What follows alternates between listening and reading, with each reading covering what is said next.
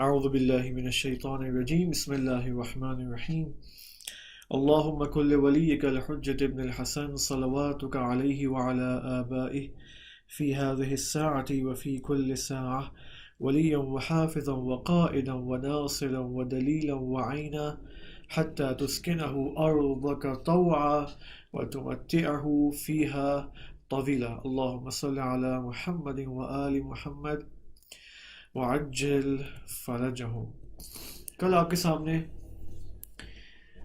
3 دن سے ہم تقریباً شیطان کے اوپر اور شیطان کی انسانی زندگی میں دخالت اور یہ جو تمام آبھاسی جس کو ہم کلی عنوان دے سکتے ہیں شیطان شناسی، 3 دن سے یا 3 سے 4 سیشنز میں ہم شیطان شناسی کے اوپر بات کر رہے تھے، اور کل ہم پہنچے تھے کہ حیات دنیا حیات نما ہے، حقیقی حیات نہیں ہے، کہ سورہ حدید کی آیت نمبر 20 میں اس حیات دنیا کو بہترین کیٹیگرائزیشن کے ساتھ بیان کیا گیا ہے۔ انسان کی جو زندگی ہے، جب انسان پیدا ہوتا ہے، پیدائش کے بعد انسان بچپنے کے دور میں آتا ہے، اور پھر انسان نوجوانی، پھر جوانی، مڈل ایج، اولڈ ایج، یہ تمام 5 لیولز آف زندگی اور مراتب کو قرآن مجید نے اپنے کلام میں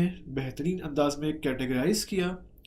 اور پھر یہ بات ہوئی کہ بچپنے کا دور جسے قرآن نے لعب کہا ہے، یعنی کھیل کود کا دور، کہ دنیا انسان کے سامنے، اس بچے کے سامنے جو کہ انسان ہے، اس بچے کے سامنے کھیل کود کی صورت میں ظاہر ہوتی ہے۔ پھر دوسرا مرتبہ یہ تھا کہ جب انسان نوجوانی کے دور میں داخل ہوتا ہے تو یہاں پر دنیا لہو یا سرگرمی کی صورت میں انسان کے سامنے ظاہر ہوتی ہے۔ اور پھر تیسرے مرتبے میں جوانی کا دور، جہاں پر دنیا زینتون یعنی جمال، خوبصورتی، زیبائی پسندی کی صورت میں جو ہے وہ انسان کے سامنے متجلی ہوتی ہے۔ اور پھر چوتھے مرتبے میں جب انسان میان سال کا ہو جاتا ہے، یعنی 35 کا ہو جاتا ہے، اور اس کے بعد اس کی ایج ہوتی ہے، تو یہاں پر تفاخرن کا دور شروع ہوتا ہے۔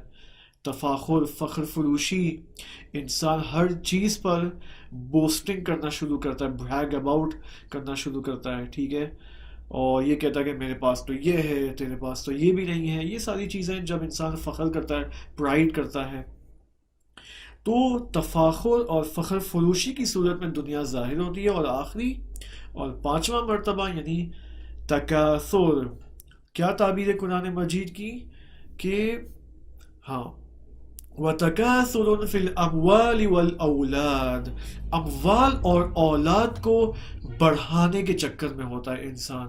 لیکن دنیا کس قدر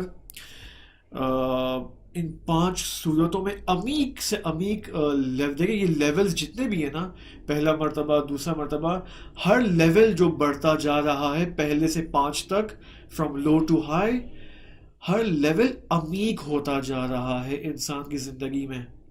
دنیا ایک آپ یوں سمجھے ڈیپننگ انداز میں، جڑ پکڑنے والے انداز میں انسان کی زندگی میں متجلی ہو رہی ہے، اور انسان کو اپنے گرفت میں لے رہی ہے، اور شیطان ان 5 مرتبوں کے ذریعے انسان کو اغوا کرنے کی کوشش کرتا ہے۔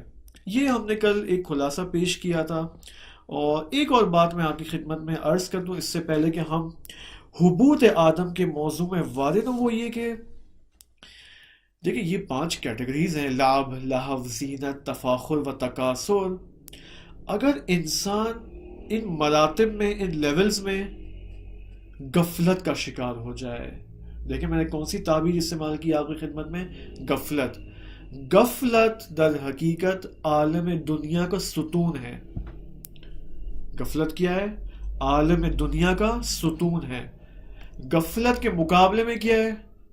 جب انسان غفلت سے باہر آتا ہے، غفلت سے توبہ کرتا ہے، تو کس فیز میں داخل ہوتا ہے؟ بیداری کے فیز میں۔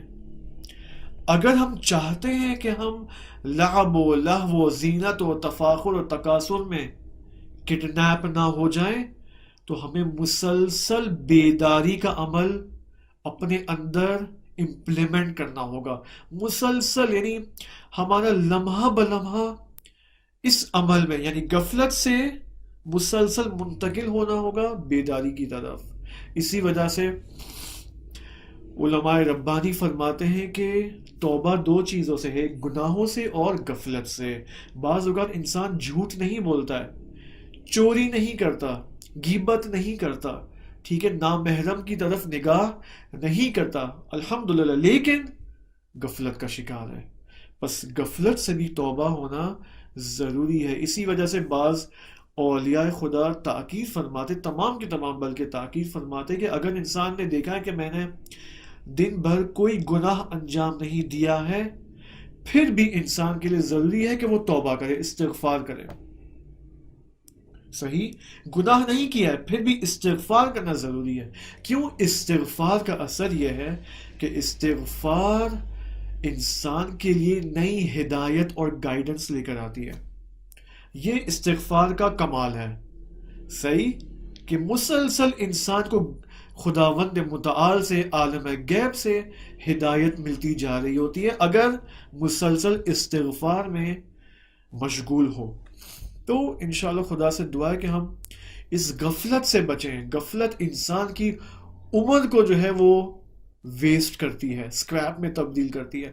آپ دیکھیں انسان کتنا عجیب ہے، انسان اور مسلمان جو ایمان لایا ہے اس کو یہ کہا گیا ہے کہ بھائی تم اس دنیا میں آئے ہو ایک لمیٹڈ ٹائم پیریڈ کے لیے، 80 سال، بہت بہت تو کتنا، 100 سال۔ آج کی دنیا میں 100 سال بہت ہی ریئر کیسز ہیں، بہت کم لوگ ہیں جو 100 سال تک پہنچتے ہیں۔ میکسیمم اگر آپ پاکستانی انڈین سوسائٹی کی بات لیں تو 60 years, 65، rare cases 75 years, rare cases 85 years, اس سے زیادہ نہیں۔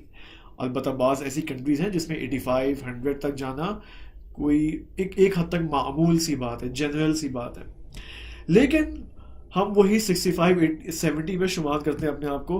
البتہ خدا ہمیں لمبی عمر دے انشاءاللہ تاکہ اس کے دین کی خدمت کر سکیں۔ اب انسان کو کہا گیا ہے کہ بھائی 80 years is your maximum age limit in this world, in this دنیا، اور تمہیں ان 80 سال میں آخرت کے لیے تیاری کرنی ہے کہ آخرت میں انسان کی عمر کیا ہے؟ ہمیشہ زندہ رہنا۔ آخرت میں ابدیت ہے، ابدیت یعنی ہمیشہ زندہ رہنا۔ اب انسان کتنا غافل ہو جاتا ہے کہ اس ابدیت کی عمر کے مقابلے میں جو ہے 80 سال کی عمر کو زیادہ اہمیت دیتا ہے۔ عجیب نہیں ہے؟ اس کے سامنے ابدیت ہے۔ خدا نے کہا کہ ابدیت کی زندگی کو آباد کرو، کنسٹرکٹ کرو، لیکن انسان اس سے غافل ہو جاتا ہے اور اس 80 سال کی عمر کو بنانے میں مصروف ہو جاتا ہے۔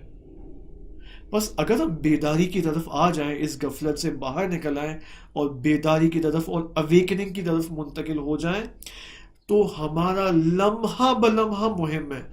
کیوں؟ کیونکہ ہمارا ایک ایک لمحہ ابدیت کو بنا رہا ہے، ہماری آخرت کی زندگی کو بنا رہا ہے، ہماری ان لمیٹڈ لائف کو آبادانی کر رہا ہے، کنسٹرکٹ کر رہا ہے۔ بس اگر ایک لمحہ ہم غافل ہو گئے تو ایک اینٹ رکھنا ہم بھول جائیں گے آخرت کے اندر۔ نتیجے میں جب جائیں گے آخرت میں تو دیکھیں گے ایک ناتمام اور ایک نامکمل، ایک انکمپلیٹ گھر ہوگا وہاں پر۔ صحیح ہے؟ تو ایسا نہ ہو کہ ہمارے ساتھ یہ ہو۔ اوکے، اب آتے ہیں one of my favourite topics, حبوط آدم۔ بہت بہترین ٹاپک ہے یہ۔ جس طرح شیطان شناسی ایک بہت ہی عالی موضوع تھا کہ قرآن مجید میں بہت ہی بہترین انداز میں قرآن نے اسے ترسیم کیا تھا، کیٹیگرائز کیا تھا۔ یہاں پر اب آتے ہیں حبوط آدم علیہ السلام۔ حضرت آدم علیہ السلام سے ان کو سلام کرتے ہیں، السلام علیکم یا آدم صفوت اللہ۔ ان سے مدد مانگتے ہیں کہ ہمیں اس موضوع کو سمجھنے کی توفیق عطا فرمائے۔ خاص طور پہ یہ موضوع جو آج پیش ہونے والا ہے اور کل بھی انشاءاللہ پیش ہوگا، وہ حبوط آدم علیہ السلام، علی نبینا و آلہ و علیہ السلام۔ لیکن یہ پوائنٹس جو اب میں آپ کے سامنے پیش کرنے والا ہوں یہ حبوط آدم کو سمجھنے میں مؤثر ثابت ہوں گے، تو میری آپ سے گزارش ہے کہ اس کو غور سے سنیں، اگرچہ کچھ حد تک شاید تکرار ہو لیکن امپورٹنٹ ہے یہاں پر حبوط کو سمجھنے کے لیے۔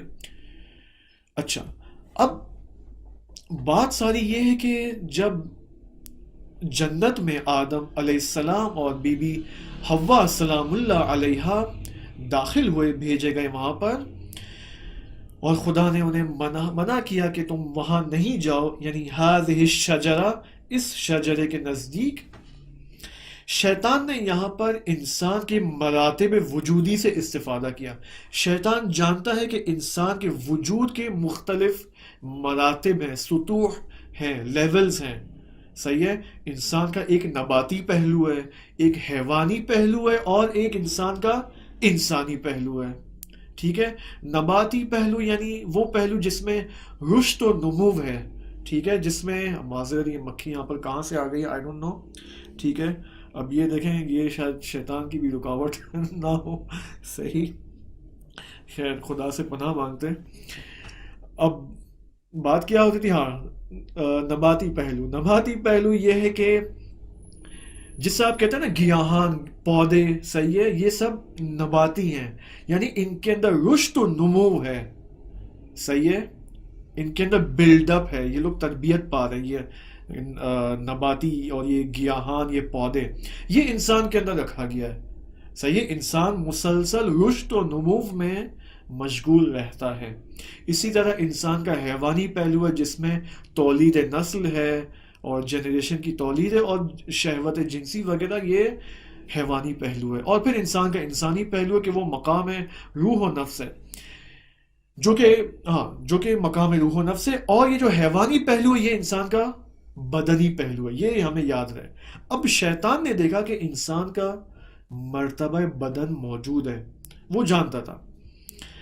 شیطان نے حضرت آدم علیہ السلام سے کہا کہ اے آدم، یہ بدن ہی تمہاری حقیقت ہے اور یہ فنا ہو جائے گا۔ This body has to die, اس کو ایک نہ ایک دن مرنا ہے، اس کو موت آنی ہے۔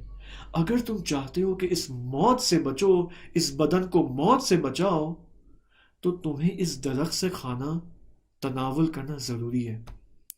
کیوں؟ اگر تم نے اس درخت سے کھا لیا، ایک تو تم ہمیشہ کے لیے زندہ رہ سکتے ہو، اور پھر تمہیں ایسی بادشاہت ملے گی کہ وَمُلْكٍ لَا يُبْلَى، جو کبھی بھی زائل نہیں ہوگی، صحیح ہے، یہ بادشاہت تمہیں مل سکتی ہے۔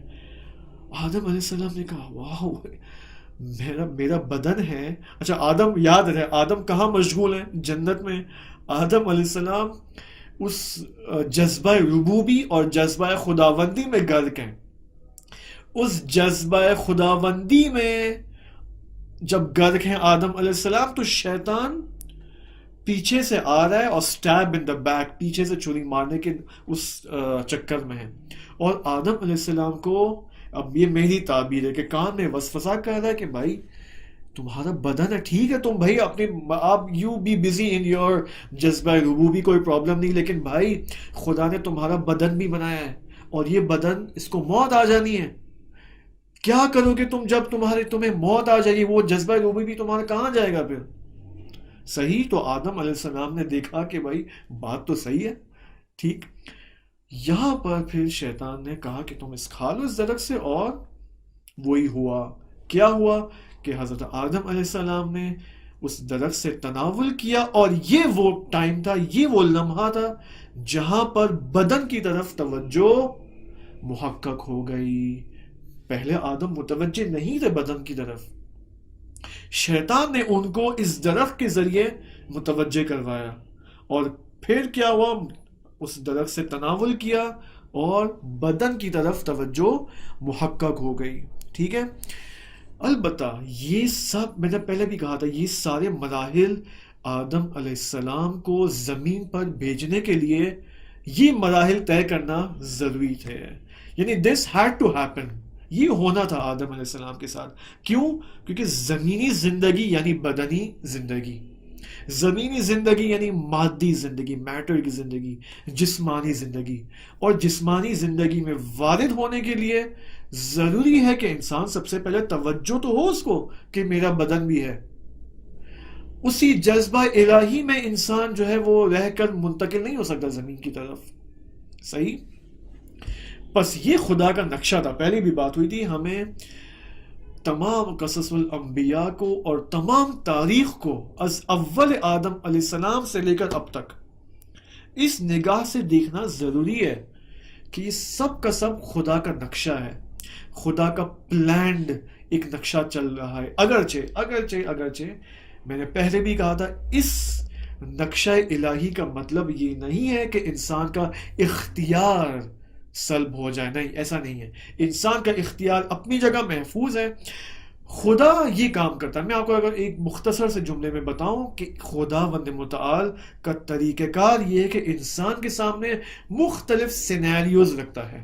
اوکے، مختلف سینیریوز. ان مختلف سینیریوز کے اندر انسان کو آزماتا ہے، امتحان لیتا ہے اور دیکھتا ہے کہ یہاں پر اس سینیریو میں انسان اپنا اختیار کیسے استعمال کرتا ہے، اپنے اختیار کو کیسے مینج کرتا ہے.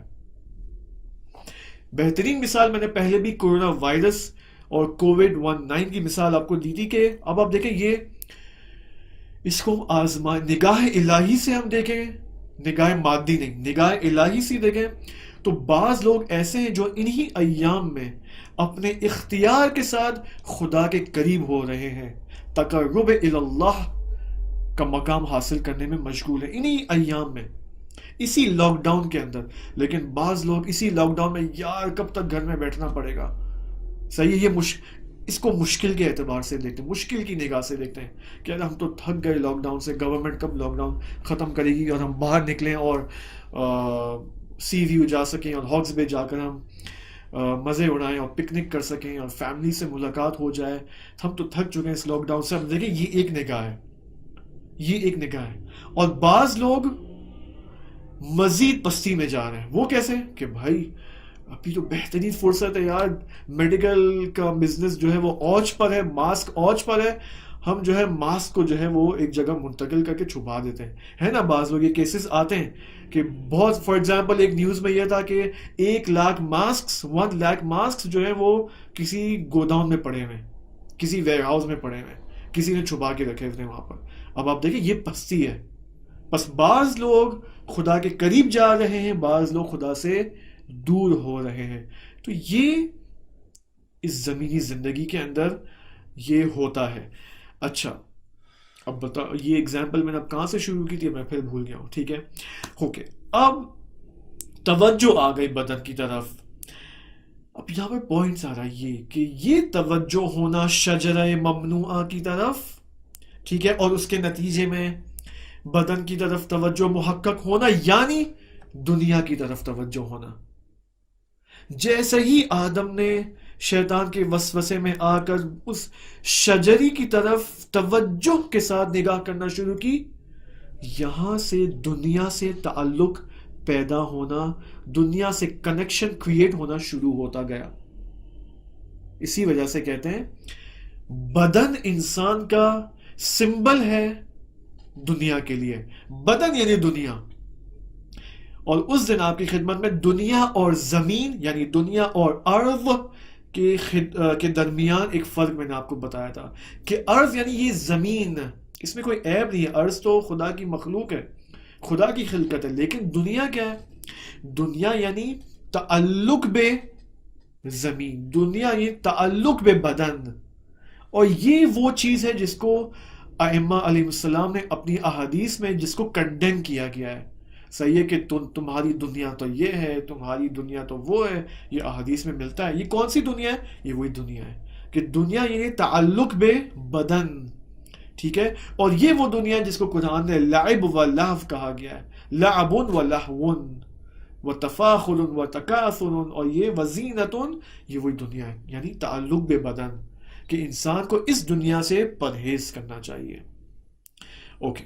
اب یہاں پر ایک بہت بہترین نکتہ ہے، وہ یہ کہ سارے نکات بہترین ہیں کیوں؟ قرآن کی تعلیمات ہیں. بالآخر اچھا، اب یہاں پر ایک اور اچھا اور بہترین نقطہ یہ ہے کہ یہ جو توجہ محقق ہوئی، اب اس کو غور سے سنیں، یہ جو توجہ محقق ہوئی بدن کی جانب، صحیح ہے، آدم علیہ السلام نے دیکھا میرا بدن بھی ہے، او ریئلی، یہ توجہ کہاں حاصل ہوئی، کس مقام میں؟ مقام روح و نفس میں۔ آدم علیہ السلام جب جنت میں وارد ہوئے تو اپنے مقام و روح نفس میں جذبہ الہی میں غرق تھے، ٹھیک ہے، یہاں تک تو واضح۔ اب اس مقام میں رہتے ہوئے بدن کی طرف توجہ محقق ہوئی ہے، چونکہ ایسا ہوا ہے، چونکہ مقام روح کے اندر رہتے ہوئے بدن کی طرف توجہ ہوئی ہے، بس اس کا مطلب یہ ہوا، اس کا نتیجہ جو علماء اور مفسرین لیتے ہیں وہ یہ کہ اس کا مطلب یہ کہ روح بدن کا حصہ بن جاتی ہے یہاں پر، صحیح، روح انسان کے بدن کا جزء قرار دی جاتی ہے یہاں پر، صحیح ہے، پہلے روح کا تعلق بدن سے نہیں تھا، صحیح ہے، اس توجہ کی وجہ سے، اس عدم توجہ کی وجہ سے، وہ توجہ چونکہ نہیں تھی پہلے، تو روح اگرچہ خلقت میں آدم علیہ السلام کو جب جنت میں بھیجا گیا تو اس وقت بدن بھی موجود تھا، روح بھی موجود تھا، لیکن روح بھی موجود تھی، لیکن روح جو ہے وہ متعلق بے بدن 100% نہیں تھی، صحیح ہے۔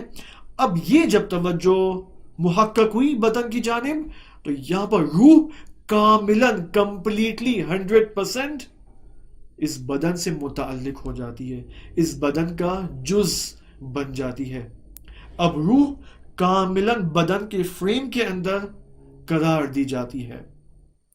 پس آدم علیہ السلام کے لیے یہ تعلق پیدا کرنا لازمی تھا زمین میں آنے سے پہلے۔ یہاں پر علامہ طباطبائی رحمۃ اللہ علیہ فرماتے ہیں کہ ان کی روح کی بلندی کے لیے ایک صلوات پڑھ لیتے ہیں، اللہم صلی علی محمد و آل محمد وعجل فرجہم۔ علامہ رحمۃ اللہ علیہ فرماتے ہیں کہ جب یہ توجہ محقق ہو گئی بدن کی جانب، اب یہ وہ موقع تھا کہ جہاں پر انسان کی شرمگاہیں اس کے سامنے نمایاں ہو گئی، ظاہر ہو گئی۔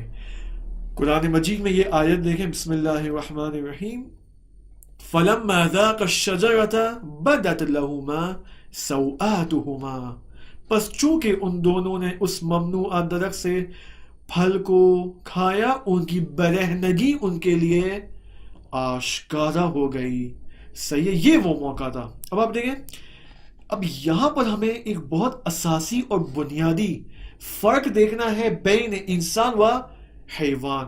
دیکھیں، جیسے ہی بدن کی طرف توجہ بڑھی آدم علیہ السلام کی، فوراً شرمگاہیں ظاہر ہو گئی، صحیح ہے، اور بعد میں جو آیت ہمیں ملتی ہے وہ یہ ہے کہ وَطَفِقَ يَخْصِفَانِ عَلَيْهِمَا مِنْ وَرَقِ الْجَنَّةِ، آدم علیہ السلام اور حضرت حوا سلام اللہ علیہ نے اپنے بدن کو اور اپنے عیوب کو، بدنی عیوب کو جو ہے وہ درخت سے، ورق جنت سے، جنت کے کاغذوں سے جو ہے وہ ڈھانپنا شروع کیا، فوراً جیسے بدن عریان وہ فوراً ڈھانپا انہوں نے اپنے آپ کو۔ اب آپ دیکھیں حیوان، ایک حیوان کو آپ دیکھیں، وہ آیا اپنی شرمگاہ کی جانب آیا اسی قدر حساس ہے۔ آپ دیکھیں حیوانات گلیوں میں گھومتے ہیں، صحیح، آیا انہوں نے کوئی لباس پہنا ہوتا ہے؟ نہیں، ان کی شرمگاہیں آشکارا ہوتی ہیں اور ان کے لیے کوئی قباحت نہیں ہے کہ ان کی شرمگاہیں آشکارا ہوں، کوئی ان کو پرابلم نہیں ہے، اس کو کبھی نہیں دیکھتے، ان کے لیے ان کی شرمگاہیں ایسی ہیں جیسے ان کا ہاتھ ہے، ان کا پاؤں ہے، صحیح، یہ نظر آتا ہے ہمیں۔ لیکن انسان کے اس کی خاصیت یہ ہے کہ وہ نظام روحی رکھتا ہے، دا سسٹم آف روح رکھتا ہے، اس کے اندر سول ہے، روح ہے، نفس ہے، جبکہ حیوان کے اندر روح و نفس نہیں ہے۔ اسی وجہ سے انسان اپنے اعضاء اور جوارح کے عیوب کی جانب حساس ہوتا ہے، سینسیٹیو ہوتا ہے۔ بچے کی میں نے پہلے آپ کو مثال دی تھی کہ جب ایک بچہ جو ہے وہ 5 سال کا ہوتا ہے، 6 سال کا ہوتا ہے، تو اس کے اندر یہ سینسیٹیوٹی جو ہے وہ حساسیت اجاگر ہونا شروع ہوتی ہے، وہ فیل کرنے لگتا ہے، ٹھیک ہے، میں نے آپ کو کہا تھا وہ بچہ جو ہوتا ہے وہ سب کے سامنے کپڑے نہیں بدلتا، وہ اپنے کمرے میں جا کے بدلے گا یا وہ اپنی واش روم میں جا کے کپڑے بدلے گا. لیکن 2 سال کا بچہ وہ ایسا نہیں، وہ اس کو پرابلم نہیں ہوتی. کیوں؟ کہ وہ ابھی آہستہ آہستہ رشد و نمو کے اس پروگرس کے مرحلے میں اس کو طے کر رہا ہے. لیکن جب وہی 5 سال کا ہو جائے گا تو نہیں، he will start feeling sensitive to his bodily parts. اچھا ٹھیک ہے، اب یہ انہوں نے ڈھانپنا شروع کیا. وَطَفِقَ يَخْصِفَانِ عَلَيْهِمَا مِنْ وَرَقِ الْجَنَّةِ. اب چونکہ وہ جانتے تھے کہ یہ عیب میرے بدن کا حصہ ہے اور یہ شرمگاہیں میرے اندر موجود ہیں اور اس کو آشکارا نہیں ہونا چاہیے، ان کو آشکار کرنا کبھی ہے، برا ہے.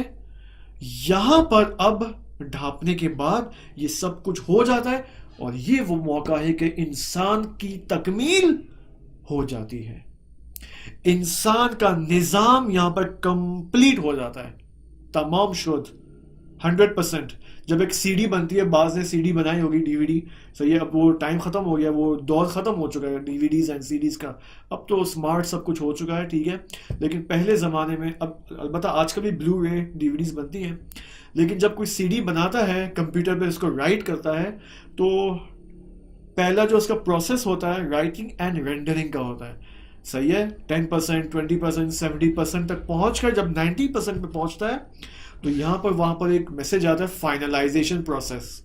صحیح ہے، جب فائنلائزیشن پروسیس طے ہو جاتا ہے تو سی ڈی باہر نکلتی ہے اس سی ڈی ڈرائیو سے، اور یہ وہ ٹائم ہوتا ہے کہ انسان اب آسانی سے اس ڈی وی ڈی یا سی ڈی کو اپنے ڈی وی ڈی پلیئر پہ چلا سکتا ہے اور اس کی مووی دیکھ سکتا ہے. ٹھیک ہے، لیکن جب تک رینڈرنگ کا پروسیس ختم نہیں ہو جاتا تب تک انسان یا اس کی جو سی ڈی ہے وہ قابل پلے نہیں ہے ڈی وی ڈی پلیئر پہ. صحیح ہے، جب سی ڈی بن جاتی ہے 100% تو ہاں یہاں پر نظام سی ڈی مکمل ہو جاتا ہے، سی ڈی مکمل طور پر بن چکی ہے. اسی طرح یہاں پر انسان اپنے اس کمال کے پروسیس کو طے کر چکا ہوتا ہے، اس کا نظام روحی بھی مکمل ہو چکا ہے. کیسے؟ توجہ پہ بدن، شجرہ کھاتے وقت جب توجہ پہ بدن ہوئی تو وہاں پر نظام روح انسان کے بدن کے ساتھ اٹیچ ہو جاتا ہے. ٹھیک ہے، اس کا جز بن جاتا ہے، اس کا حصہ بن جاتا ہے. یہاں پر نظام روحی مکمل ہو جاتا ہے. اور جیسے ہی اپنے بدن کو ڈھانپتے ہیں اور پہلے مراتب اور پہلے مراحل اینڈ سٹیجز کو طے کرنے کے ساتھ ساتھ جب یہاں تک پہنچتے ہیں اپنے بدن کے ڈھانپنے کے حصے تک، یہاں پر انسان کا نظام بدنی بھی تکامل ہو جاتا ہے. اب یہ دونوں مل کر اب کامل ہو چکے ہیں. لیکن یہ لیکن جو ہے نا بہت کمال کی چیز ہے. ٹھیک ہے، ایک جملہ آپ ختم کرتے ہیں اور پھر آپ ایک لیکن کہہ کر اس جملے کو دوبارہ نامکمل قرار دیتے ہیں. پہلے جملہ کمپلیٹ تھا، پھر میں نے کہا لیکن. صحیح ہے، بالآخر انسان کی زندگی کا حصہ ہے یہ لیکن ہونا. لیکن قصہ یہاں پر ختم نہیں ہوتا. کیوں؟ کیونکہ جب انسان کا یہ باڈیلی اینڈ روحی سٹرکچر ختم ہو جاتا ہے، یہاں پر حضرت آدم علیہ السلام کو خطاب آتا ہے. اور خطاب میں کیا ذکر ہوتا ہے؟ حبوط. قُلْ نَهْبِطُوا، حبوط کرو تم لوگ. اب ہم حبوط پہ آتے ہیں. دیکھیں غور سے سنیں. اب حبوط اگر انسان سمجھ جائے بہت سارے مسائل حل ہو سکتے ہیں. واقعاً خداوند متعال نے کیا خوبصورتی کے ساتھ اس قصے یہ حضرت آدم علیہ السلام کو ہمارے لیے نازل کیا ہے. نبی اکرم صلی اللہ علیہ وآلہ وسلم کے قلب پر یہ قصہ نازل کیا. اور کیا بہترین نکات ہیں یہاں پر، انسان شناسی کے، تربیتی نکات، دیگر نکات. آپ دیکھیں اب یہاں پر کیا ہوتا ہے. اب اوریانیت انسان کی، دیکھیں اب ہمیں اس کے اوپر دوبارہ آنا ہے، انسان کے بدن کے اوپر.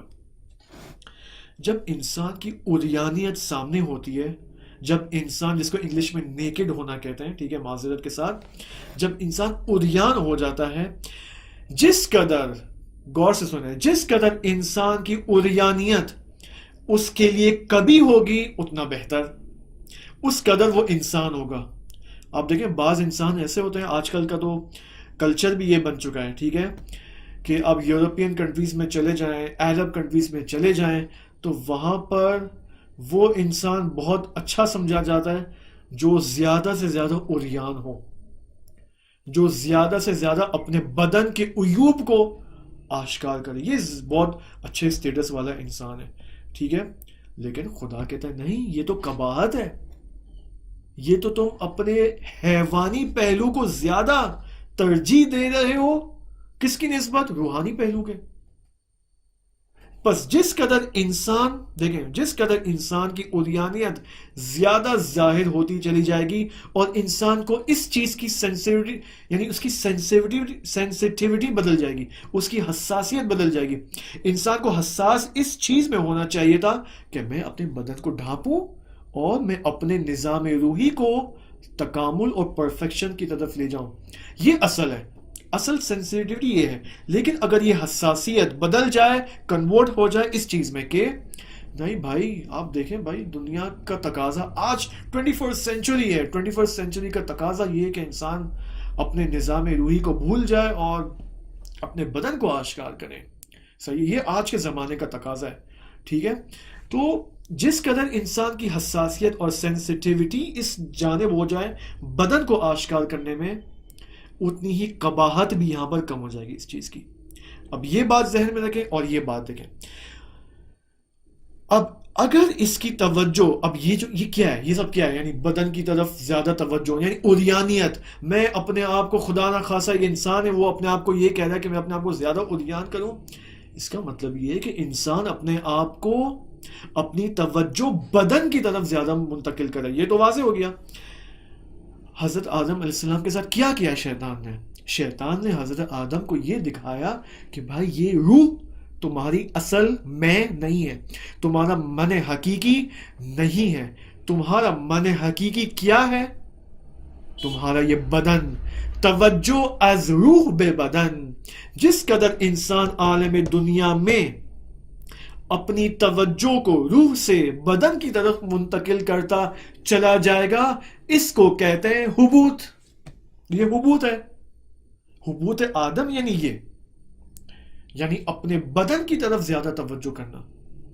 روح کی جانب پہلے توجہ تھی، اب اس توجہ اور اس حساسیت کو ختم کر کے، کم رنگ کر کے، توجہ زیادہ بڑھانا اپنے بدن کی طرف، اپنے بدن کو میک اپ کرنا، اپنے بدن کو دوسروں کے لیے جو ہے وہ کاسمیٹکس استعمال کرنا، اپنے آپ کو بیوٹی پارلر میں لے جانا تاکہ میں دوسروں کو دکھاؤں بازار میں جا کر کہ میں کیسی ہوں، میں کیسا ہوں۔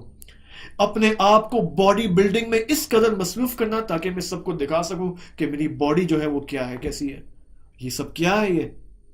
یہ سب حبوط کہلاتا ہے۔ حبوط بس کیا ہو گیا؟ اپنے روح کو بدن کی حد تک لے کے آنا۔ اب اس حبوط کے دو مراتب ہیں، لیولز ہیں، البتہ لیولز اس کے ڈیپ ہیں، ہم ڈیپ جائیں تو 5 سے 6 مراتب ہوں گے، انشاءاللہ اس کو ذکر کریں گے، لیکن کلی طور پر حبوط کے یہاں پر 2 لیولز ہیں، صحیح؟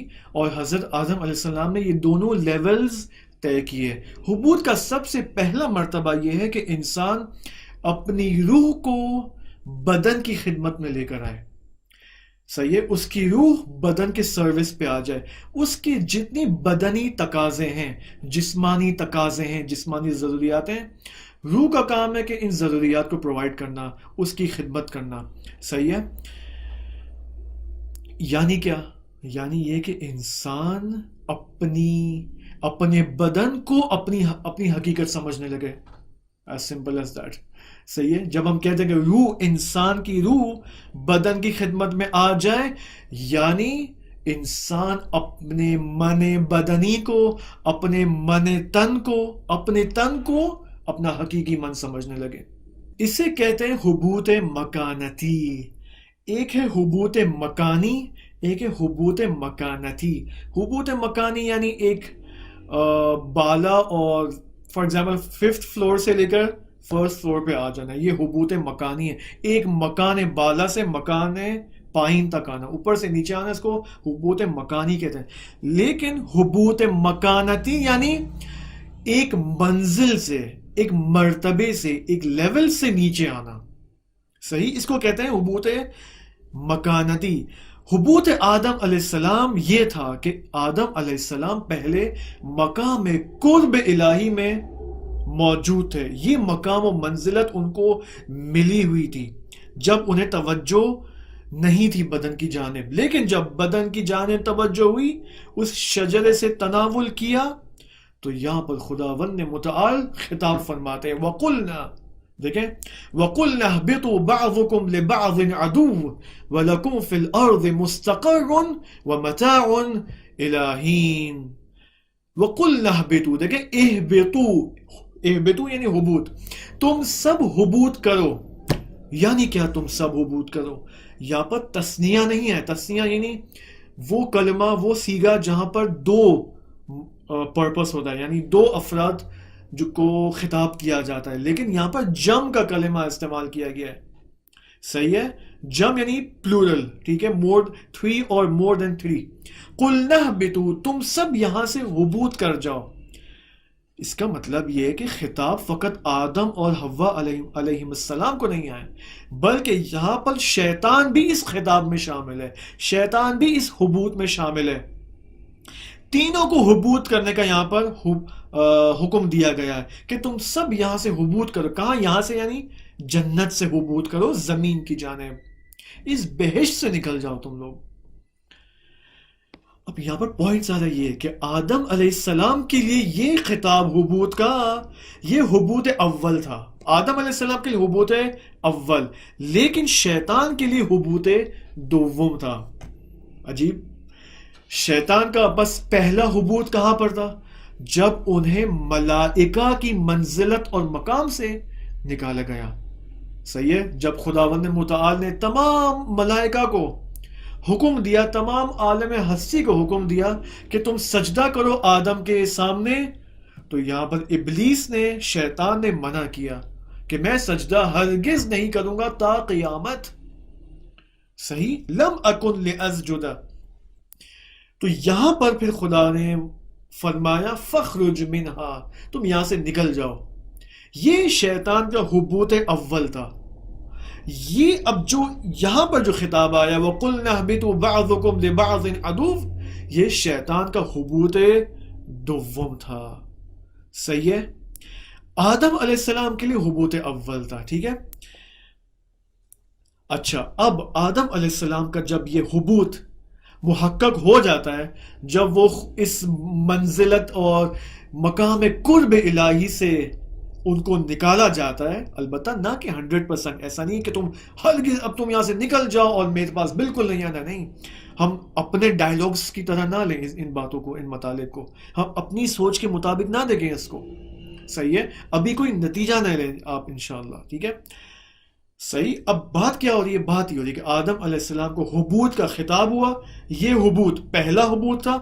اب یہاں پر آدم علیہ السلام توبہ کرتے ہیں، جب توبہ محقق ہو جاتی ہے پھر حبوط دوم، دوسرا حبوط اپلائی ہوتا ہے، یہاں پر دوسرے حبوط کا خطاب آتا ہے۔ دیکھیں، حبوط اول کے بعد آدم علیہ السلام کی توبہ کے حوالے سے جو آیت قرآن مجید میں آئی ہے وہ یہ ہے، بسم اللہ الرحمن الرحیم، وہ آیت یہ ہے کہ فَتَلَقَّى آدَمُ مِن رَبِّهِ كَلِمَاتٍ، آدم علیہ السلام نے اپنے رب سے کلمات کو تلقی کیا، کلمات کو دریافت کیا، فتاب علیہ، پھر انہوں نے توبہ کی ان کلمات کے ذریعے، ان کلمات پر، انہو هو التواب الرحیم، کہ بے شک خداوند متعال تواب ہے، بہت زیادہ معاف کرنے والا ہے، توبہ قبول کرنے والا ہے، اور رحیم ہے، یعنی یہ قبول، یہاں پر کیا ہوا؟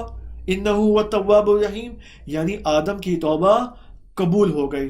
اب جو علماء اور مفسرین حضرات فرماتے ہیں کہ یہ کلمات کیا ہیں، آپ دیکھیں ترجمہ دوبارہ، فَتَلَقَّى آدَمُ مِن رَبِّهِ كَلِمَاتٍ، آدم علیہ السلام نے اپنے رب سے کلمات دریافت کیے اور پھر ان کلمات پر توبہ کی، فتاب علیہ، صحیح ہے۔ البتہ یہاں پر جو علیہ ہے، یہاں پر it's not necessary کہ یہاں پر کلمات کی طرف البتہ یہ ضمیر جو ہے نہیں لوٹ رہی ہے، لیکن بات اصل میں یہ کہ آدم نے ان کلمات کو دریافت کیا اور پھر توبہ کی، صحیح. ابھی فی الحال اس عربک گرامر کی بحث میں نہیں جاتے کہ علیہ کی ضمیر کہاں جا رہی ہے اور فلاں کی ضمیر کہاں جا رہی ہے. ٹھیک ہے. اب یہ کلمات کیا ہیں؟ یہ کلمات مفسرین نے کہا ہے کہ بعض نے کہا ہے، اور البتہ ترجیح شاید دی جاتی ہے اس قول کو، لیکن اس کو ہم شاید ایکسپرٹیز لیول کی بحث میں یہ بات کر سکتے ہیں کہ واقعا یہ قول درست ہے نہیں، لیکن فی الحال اس لیول 1 میں ہم اس قول کو یہاں پر درست سمجھیں گے. ٹھیک ہے. کیونکہ اساتید نے اس کو اسی طرح بیان کیا ہے کہ یہ کلمات یعنی معصومین علیہم السلام، اہل البیت عصمت و طہارت علیہم السلام. آدم علیہ السلام نے در حقیقت دیکھا کہ یہ جو ہستیاں ہیں معصومین، یہ خدا کے مقرب ترین بندے ہیں، خدا کے سب سے زیادہ نزدیک یہ لوگ ہیں، یہ ہستیاں ہیں. تو ان سے توسل کیا جائے. آدم نے یہ کہا کہ میں ان سے توسل کرتا ہوں اور ان سے توسل کر کے میری توبہ قبول ہو جائے گی. بس فتلقى آدم من ربی کلمات فتاب علیہ انہ هو التواب الرحیم. تو آدم علیہ السلام نے ان کلمات کے ذریعے جو ہے وہ توبہ کی، پہلے دریافت کیا، پھر توبہ کی، اور یہ توبہ قبول ہو گئی. اب سوال یہاں پر یہ ہے کہ آیا اس توبہ کے بعد آدم علیہ السلام کو پھر دوبارہ اس مقام و منزلت قرب الہی میں لوٹایا گیا؟ نہیں، ایسا نہیں ہوا. کیوں؟ کیونکہ پھر دوبارہ یہاں پر حبوط کا خطاب آتا ہے. قُلْنَا اهْبِطُوا مِنْهَا جَمِيعًا فَإِمَّا يَأْتِيَنَّكُم مِّنِّي هُدًى فَمَن تَبِعَ هُدَايَ فَلَا خَوْفٌ عَلَيْهِمْ وَلَا هُمْ يَحْزَنُونَ. بہت ہی زبردست آیت ہے یہ. اب حبوط اول میں کیا ہوا، ٹھیک ہے، اور حبوط دوم میں کیا ہوا، وہاں پر کیا تھا؟ مثلا آپ دیکھیں دوبارہ حبوط اول میں کیا خطاب تھا؟ وَقُلْنَا اهْبِطُوا بَعْضُكُمْ لِبَعْضٍ عَدُوٌّ. صحیح. یہ حبوط کا پہلا مرتبہ ہے. اس کو ہم انشاءاللہ کل توضیح دیں گے کہ یہ کیا ہے. قُلْنَا دیکھیں بَعْضُكُمْ لِبَعْضٍ عَدُوٌّ، یہ حبوط اول کی توضیح دے رہا ہے، تفسیر دے رہا ہے یہاں پر. اور حبوط دوم میں آئے دوبارہ قُلْنَا اهْبِطُوا مِنْهَا جَمِيعًا فَإِمَّا يَأْتِيَنَّكُم مِّنِّي هُدًى فَمَن تَبِعَ هُدَايَ فَلَا خَوْفٌ عَلَيْهِمْ وَلَا هُمْ يَحْزَنُونَ. یہ باقی جو پورا جملہ ہے یہ حبوط دوم کو تفسیر کر رہا ہے کہ انشاءاللہ ہم کل کے سیشن میں حبوط اول کو تفصیل سے دیکھیں گے کہ حبوط اول کیا ہیں، اس کے لیولز کیا ہیں، اس کے مراتب کیا ہیں، اور پھر ہم دیکھیں گے کہ حبوط دوم کیا ہے انشاءاللہ. خداوند متعال سے دعا ہے کہ خدایا ہم ایسا نہ ہو کہ ہم اپنے روحی مقام سے اپنے بدنی مرتبے تک توجہ کریں. نہیں خدایا، اس ماہ رمضان کے صدقے، اس ماہ رمضان کے طفیل ہمیں اپنے بدن سے عبور کرنے کی توفیق عطا فرما اور اپنے روح کی طرف توجہ کرنے کی توفیق عطا فرما. والسلام علیکم ورحمۃ اللہ وبرکاتہ. اللهم صل على محمد وآل محمد. اللهم صل على محمد وآل محمد. اللهم صل على محمد وآل محمد. اللهم صل على محمد وآل محمد.